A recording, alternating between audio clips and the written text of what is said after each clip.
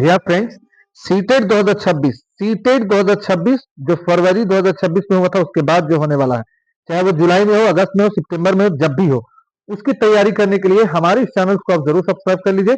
और आज ये 10 क्वेश्चन का प्रैक्टिस कीजिए और हमें कमेंट सेक्शन में कमेंट करके जरूर ये बताइए कि आपका 10 में कितना स्कोर हुआ। और यह प्रैक्टिस अब डेली चलेगा। और इस पीडीएफ को देखने के लिए या इस पीडीएफ को रिसीव करने के लिए हमारे टेलीग्राम चैनल से जुड़ना बिल्कुल मत भूलिए, या फिर कमेंट सेक्शन में कमेंट कीजिए कि आपको नोट्स चाहिए, तो इस तरह का नोट्स आपको मिल जाएगा। तो पहला सवाल है, विकास का अर्थ है केवल शारीरिक वृद्धि, गुणात्मक और मात्रात्मक परिवर्तन, केवल मानसिक परिवर्तन, या केवल वजन और लंबाई में वृद्धि। तो विकास का क्या अर्थ है, आप सही आंसर को बताइए। तो देखिए, केवल शारीरिक वृद्धि जो होता है वो विकास का अर्थ नहीं है, केवल मानसिक वृद्धि भी विकास का अर्थ नहीं है, या मानसिक परिवर्तन भी विकास का अर्थ नहीं है, केवल वजन और लंबाई में वृद्धि होना भी विकास का जो अर्थ है वो नहीं है।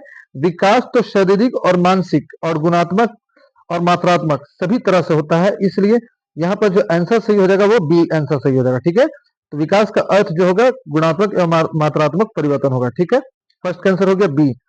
तो देखिए, फर्स्ट आंसर यहाँ बी दिया हुआ भी है, विकास का अर्थ है, विकास का अर्थ है यहाँ पर गुणात्मक एवं मात्रात्मक परिवर्तन, ये सही आंसर हो गया। आपको आंसर भी यहीं पर दिख जाएगा ताकि आपको ये बिलीव हो जाए कि आपको जो बताया जा रहा है वो पूरी ऑथेंटिफिकेशन के साथ और अच्छा पीपीटी बना के दिया जा रहा है, ताकि आपको सारी बात समझ में आए। तो सार अकेडमी को सब्सक्राइब करना नहीं भूलिएगा।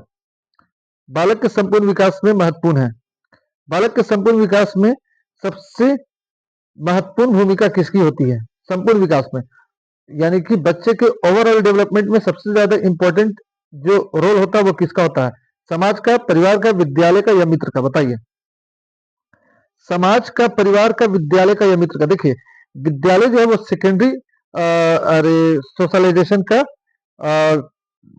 पॉइंट है, सेकेंडरी, और मित्र भी सेकेंडरी है। सबसे पहले बच्चा जो है अपने परिवार से सीखता है, तो सबसे ज्यादा महत्वपूर्ण भूमिका जो होती है वो विद्यालय बच्चे के परिवार की होती है। तो परिवार का सबसे ज्यादा बालक के संपूर्ण विकास के लिए, ओवरऑल डेवलपमेंट के लिए सबसे इंपॉर्टेंट भूमिका जो निभाया जाता है वो फैमिली का निभाया जाता है। फैमिली, फैमिली से ही बच्चा सीखता है छोटी छोटी बात, जैसे कोइंग करना सीखता है, बाइबलिंग सीखता है, आधी आधी बात बोलना सीखता है, या फिर किसी तरह का लिखना सीखता है, ऐसे ऐसे करना।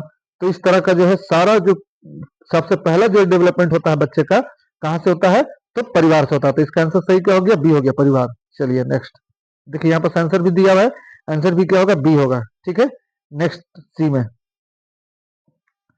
पियाजे के अनुसार 7 से 11 वर्ष की आयु किस अवस्था में आती है? पियाजे के अनुसार 7 से 11 साल का जो समय है वो कौन सी अवस्था है? संवेदी प्रेरक है, पूर्व संक्रियात्मक है, ठोस संक्रियात्मक है, या औपचारिक संक्रियात्मक? देखिए, संवेदी प्रेरक जो होता है वो 0 से 2 साल होता है, तो यहाँ पर ये तो कट गया, सही, ये तो कट गया, संवेदी प्रेरक होगा नहीं। अच्छा, ठोस संक्रियात्मक और पूर्व संक्रियात्मक, तो देखिए पूर्व संक्रियात्मक होता है आपको संक्रिया से पहले का अवस्था, यानी कि 2 से लेकर के 7 साल या 5 साल तक का, तो पूर्व संक्रियात्मक भी नहीं होगा। औपचारिक संक्रियात्मक होता है किशोर अवस्था, यानी कि 11 से लेकर के प्लस 13, 14, 15 तक का। तो यहाँ पर हो जाएगा ठोस संक्रियात्मक अवस्था। 7 से 11 वर्ष की अवस्था जो होती है ठोस संक्रियात्मक अवस्था होती है, यानी कि थर्ड का आंसर जो हो जाएगा वो सी हो जाएगा, ठोस ठोस संक्रियात्मक अवस्था। देखिए यहाँ पर थर्ड का आंसर सी दिया हुआ भी है कि थर्ड का आंसर क्या हो जाएगा? 7 से 11 वर्ष की आयु पियाजे के अनुसार क्या होता है? तो ठोस संक्रियात्मक अवस्था होता है। तो यहाँ पर हो गया आंसर नंबर सी। तीसरा का सवाल, जेडपीडी निकट विकास क्षेत्र की संकल्पना किसने दी है? निकट विकास क्षेत्र की संकल्पना किसने दी है? जेडपीडी की बात किसने की है? जेडपीडी की बात किसने की है? देखिए, जेडपीडी और स्कैप फोल्डिंग दोनों की बात कौन करते हैं? दोनों की बात करते हैं जनाब वाइगोस्की साहब। वाइगोस्की ने सामाजिक सिद्धांत दिया था, वाइगोस्की ने क्या दिया था? सामाजिक संस्कृति सिद्धांत। तो आप समझिए कि जेडपीडी होता क्या। मान लो कि आप सीटेट का एग्जाम देने गए, सीटेट का एग्जाम देने गए, आपने किया 81 स्कोर, अगर आप ओबीसी से हैं तो, नहीं तो 89 किया। ठीक, अब 89 जब कर रहे हैं तो एक नंबर अगर आ रहा था तो आपका 90 हो जाता, एक नंबर यहां पास है और यहां है 90, तो ये जो 89 या फिर 81 और यहां पास 82 है, तो अगर फिर से समझिए इसको, एक ही ठो में बताते हैं। आपने सीटेट का एग्जाम दिया,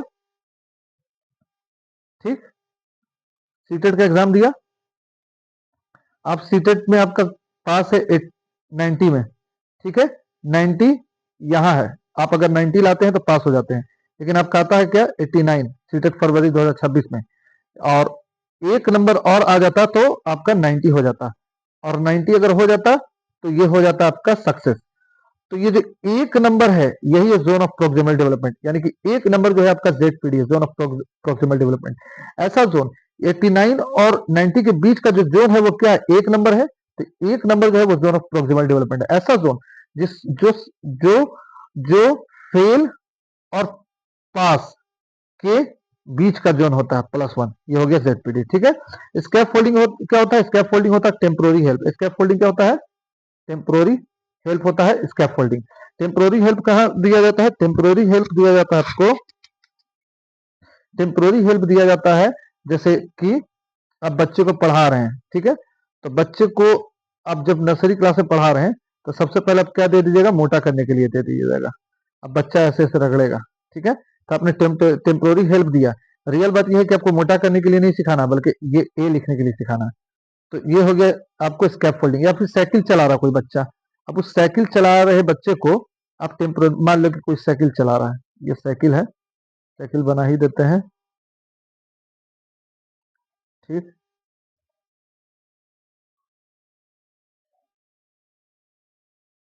अगर साइकिल चला रहा है कोई बच्चा, देखिए साइकिल बना देते हैं, साइकिल बना देते हैं, ठीक है। और यहाँ पास कोई बच्चा बैठा हुआ है, यहाँ कोई बच्चा बैठा हुआ साइकिल चला रहा है। तो साइकिल चला रहा, तो यहाँ पास क्या होता है, यहाँ पास आप क्या करते हो, इस साइकिल को ऐसे पकड़ लेते हो, और ये साइकिल पकड़े रहते हो, और बच्चा जो है आगे की तरफ ऐसे चलता जाता है। जैसे ही चलता जाता है तो आप थोड़ी देर बाद क्या करते हो कि साइकिल को आप फिर यहाँ से पकड़ना छोड़ देते हो, यहाँ से पकड़ना क्या करते हो, इसको छोड़ देते हो, ठीक। तो जिस टाइम पकड़े हुए थे उस टाइम स्कैप फोल्डिंग कर रहे थे, तो अब फिर बाद में छोड़ दिए, तो छोड़ दिए तो क्या हो गया, इसका टेम्पोररी हेल्प आपने दिया था। फिर मेन आपका मोटो क्या था, इसको सिखा देना, मोटो क्या था, सिखा देना। तो ये जो 5 मिनट 10 मिनट या 3 मिनट के लिए जो आपने साइकिल सिखाने के लिए जो टेम्पोररी हेल्प दिया, यही को बोलते हैं स्कैप फोल्डिंग। ठीक है, बात समझ में आ गया। तो आपको स्कैप फोल्डिंग, ZPD और समाज, ये तीनों की बात कौन कहते हैं, वागेस्की कहते हैं। याद रहेगा बात। चलिए आइए, कोलबर्ग नैतिकता का सिद्धांत दिया था, कोलबर्ग नहीं होगा। निकट विकास, ये तो हो गया, बता दिया वागेस्की, सही आंसर होगा। हाँ, यहीं पर आंसर भी है, क्योंकि ये जो आपका सार एकेडमी है ये पूरे ऑथेंटिफिकेशन को इशू करता है। अब देखिए ये जो आपको सारा क्वेश्चन करा रहे हैं वो प्रीवियस ईयर क्वेश्चन है, कहीं ना कहीं इसको पूछा गया है। हमने प्रीवियस ईयर क्वेश्चन का हैंड रिटेन नोट बनाया है, अगर आप मांगिएगा तो नोट भी दे देंगे, उसमें से टाइप करके इसको जो है नोट्स में तब्दील कर रहे हैं और आपको बता रहे हैं। ठीक है, तो ऐसा मत समझिएगा कि अपने मन से बनाया हुआ है। ठीक है, वृद्धि परीक्षण का प्रथम निर्माण किसने किया था, प्रथम बार निर्माण वृद्धि परीक्षण के बारे में किसने किया था, यानी कि IQ टेस्ट के बारे में सबसे पहले किसने बनाया। तो गिलफर्ड नहीं होगा, थॉर्नडाइक नहीं होगा, और टर्मन नहीं होगा, बीने और साइमन का होगा। आंसर सही हो जाएगा ए, बीने और साइमन। ठीक है, EL थॉर्नडाइक ने ऐसा बात नहीं कहा वृद्धि परीक्षण। देखिए आंसर भी ए सही है। ठीक, चलिए नेक्स्ट।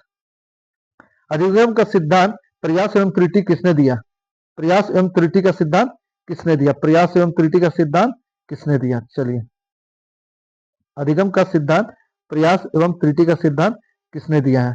चलिए, अधिगम का सिद्धांत, तो फर्स्ट आंसर, फर्स्ट क्वेश्चन क्या है, अधिगम का सिद्धांत पावलर ने दिया, स्किनर ने दिया, थॉर्नडाइक ने दिया, कोहलर ने दिया। चलिए देखिए, यार ट्राई एंड इरर थ्योरी जो दिया है उन्होंने EL थॉर्नडाइक ने दिया है। तो यहाँ पर आंसर जो 6 का हो जाएगा वो रहेगा EL थॉर्नडाइक। ठीक, याद रहेगा बात। प्रयास एवं त्रुटि का सिद्धांत EL थॉर्नडाइक ने दिया है, EL थॉर्नडाइक ने प्रयास एवं त्रुटि का सिद्धांत दिया। देखिए यहाँ पर लिखा हुआ भी है, अधिगम का सिद्धांत प्रयास एवं त्रुटि का सिद्धांत किसने दिया है, यानी कि ट्रायल एंड इरर थ्योरी किसने दिया है, तो EL थॉर्नडाइक ने दिया है। याद रहेगा बात। चलिए नेक्स्ट, नेक्स्ट डिटेल बताया जाएगा जब आपका नोटिफिकेशन आ जाएगा तब, क्योंकि नोटिफिकेशन तो आएगा ही। कक्षा में व्यक्तिगत भिन्नताओं का ध्यान रखना क्यों आवश्यक है, कक्षा में व्यक्तिगत भिन्नता यानी कि जो जो आपको वेरिएशन है उसका ध्यान रखना क्यों जरूरी है, क्यों आवश्यक है। सभी बच्चे समान होते हैं, क्योंकि व्यक्तिगत भिन्नता होती है, एक बच्चा जो होता है वो दूसरे बच्चे से डिफरेंट होता है। तो इनका ध्यान टीचर को क्यों रखना है ना, इन दोनों का ध्यान क्यों टीचर को रखना है, इससे इससे और इसका इससे क्यों। तो बताइए क्या होगा इसका आंसर। सभी की सीखने की गति अलग होती है इसलिए ध्यान रखना है, सभी बच्चे समान होते हैं इसलिए ध्यान रखना है, केवल मेधावी छात्रों के लिए रखना या समय बचाने के लिए रखना? समय बचाने का काम नहीं करना, ठीक है। सभी बच्चे समान होते हैं? नहीं, सभी की सीखने की गति अलग अलग होती है, इसलिए व्यक्तिगत भिन्नता का ध्यान आपको रखना चाहिए। तो हो जाएगा आपको बी आंसर। तो B answer is right answer, ठीक है। सभी बच्चे समान नहीं होते हैं बल्कि असामान्य होते हैं। केवल मेधावी छात्रों को ध्यान नहीं देना है, सब तरह के बच्चों को ध्यान देना है। तो यहाँ पर जो आंसर सही हो जाएगा 7 का, वो हो जाएगा आपको बी, यानी कि सभी के सीखने की जो क्षमता होती है, एबिलिटी होती है, वो अलग अलग होती है। 7 का बी। नेक्स्ट 8, समावेशी शिक्षा का उद्देश्य क्या है? केवल दिव्यांग बच्चों को पढ़ाना, सभी बच्चों को साथ में शिक्षा देना, मेधावी बच्चों को अलग पढ़ा करना या कमजोर बच्चों को अलग करना? देखिए, न मेधावी बच्चों को अलग करना है, न कमजोर बच्चों को अलग करना था। अलग करना तो ऐसे ही गलत हो गया, तो बी, सी और डी तो गलत हो गया। केवल दिव्यांग बच्चों को पढ़ाना नहीं, समावेशी होता है इंक्लूसिव क्लासरूम। इंक्लूसिव क्लासरूम में क्या होता है? एक बच्चा हो सकता है हैंडीकैप हो, एक बच्चा हो सकता है कि गरीब हो, एक बच्चा हो सकता है कि बहुत अमीर हो, एक बच्चा हो सकता है कि मगही बोलता हो। तो इस तरह का डिफरेंशिएशन रहेगा ही रहेगा। तो आपको समावेशी कक्षा में आपको क्लास लेना है। तो केवल दिव्यांग बच्चों को पढ़ाने की बात नहीं होगा, सभी बच्चों को एक साथ पढ़ाना समावेशी शिक्षा की बात करता है। इंक्लूसिव मतलब होता ही है एक साथ। यहाँ पर जो आंसर हो जाएगा 8वां का, हो जाएगा बी। चलिए नेक्स्ट। चलिए बी आंसर यहाँ पर भी दिया हुआ है। समावेशी शिक्षा का उद्देश्य क्या होता है? तो सभी बच्चों को साथ में शिक्षा देना। B answer is right answer. Next, Kohlberg का नैतिकता का सिद्धांत। कोलबर्ग का नैतिकता का सिद्धांत, कोलबर्ग का सिद्धांत किससे संबंधित है? भाषा विकास से, नैतिक विकास से, शारीरिक विकास से, सामाजिक विकास से? सामाजिक विकास जहां पास आता है वहां पास हम लोग क्या बोलते हैं? वाइगोत्स्की का नाम लेते हैं। क्या बोलते हैं? वाइगोत्स्की। वाइगोत्स्की का नाम लेते हैं। तो सामाजिक सिद्धांत होगा नहीं। नैतिकता का सिद्धांत और भाषा, भाषा विकास भी वाइगोत्स्की हो जाएगा या जीन पियाजे हो जाएगा। और शारीरिक विकास के बारे में आपको कोलबर्ग ने कभी नहीं बताया, तो नैतिक विकास तो हो जाएगा। 9 का आंसर क्या हो जाएगा? बी, नैतिक विकास। 9 का सही आंसर क्या है? बी, नैतिक विकास। तो देखिए यहाँ बी लिखा हुआ भी है कि कोलबर्ग कोलबर्ग जो होगा वो नैतिक विकास से संबंधित हो जाएगा। चलिए 10th और लास्ट, छोटा सा रिक्वेस्ट, सारे अकेडमी को सब्सक्राइब कीजिए, सपोर्ट कीजिए, शेयर कीजिए और हमें कमेंट करके ये जरूर बताइए कि आपको हैंड रिटन नोट चाहिए कि नहीं चाहिए। Only on, just like free of cost, लगभग फ्री के बराबर, लगभग फ्री के बराबर। अब समझ लीजिए कि फ्री के बराबर कितना होगा। प्रेरणा का प्रकार नहीं है, प्रेरणा का प्रकार नहीं है। आंतरिक प्रेरणा, बाहरी प्रेरणा, नकारात्मक प्रेरणा या जैविक प्रेरणा? बताइए क्या होगा आंसर। चलिए, प्रेरणा का प्रकार नहीं है। देखिए इनर्ट मोटिवेशन तो होता ही है, एक तरह का मोटिवेशन ही है इनर्ट मोटिवेशन। प्रेरणा मतलब होता है मोटिवेशन, ठीक। तो ये जो इनर्ट मोटिवेशन तो होता ही है, प्रेरणा का मतलब होता है मोटिवेशन, मोटिवेशन, ठीक है। तो आंतरिक प्रेरणा, इनर मोटिवेशन तो होता ही है, तो प्रेरणा का प्रकार नहीं क्वेश्चन पूछा गया है। तो इनर मोटिवेशन होगा। बाहरी प्रेरणा तो होता ही और एक्सटर्नल मोटिवेशन तो होगा ही। नकारात्मक प्रेरणा भी होता है। बहुत सारे बच्चे ये नकारात्मक प्रेरणा बना लेते हैं कि सीटेट नहीं निकलेगा। आइए सारे कैडी पे अच्छे से अच्छे नंबर से आपको पास कराएंगे। जैविक प्रेरणा हो सकता है। तो यहाँ पर जो प्रेरणा का प्रकार नहीं है वो जैविक प्रेरणा है, ठीक है। बाकी इनर्ट मोटिवेशन, एक्सटर्नल मोटिवेशन और निगेटिव मोटिवेशन, तीनों तरह का मोटिवेशन होता है। जैविक, बायोलॉजिकल मोटिवेशन कभी आप सुने हैं? बायोलॉजिकल मोटिवेशन आपके खून में मोटिवेशन है, ऐसा नहीं है। बल्कि सुन करके और आपकी ज्ञान इंद्रियां जो है मोटिवेट होती है। खून में किसी की मोटिवेशन नहीं होता है। अगर ऐसा होता तो यूपीएससी का रिजल्ट आया है तो उसमें जितने भी डीएम के बच्चे हैं सब के बच्चे यूपीएससी निकाल लेते हैं। ऐसा नहीं ना होता, खून में नहीं होता है। तो मोटिवेशन जो है जैविक प्रेरणा नहीं होता, ठीक है। ये 10 क्वेश्चन था। इस 10 क्वेश्चन में आपको प्रैक्टिस करके कैसा लगा हमें कमेंट सेक्शन में जरूर बताइए। आपने कितना स्कोर किया ये भी कमेंट सेक्शन में कमेंट करके जरूर बताइए। और आप ये जरूर हमें सजेस्ट कीजिए कि ऐसा आपको पीपीटी बना करके प्रैक्टिस करवाया जाए या फिर छोड़ दिया जाए, ये जरूर हमें कमेंट करके बताइए। डेली मिलेंगे आपसे हम 7:30 से 8 बजे के बीच में, ठीक है। जब तक के लिए thanks for watching this video. Please subscribe, share और लाइक दिस वीडियो। सब्सक्राइब।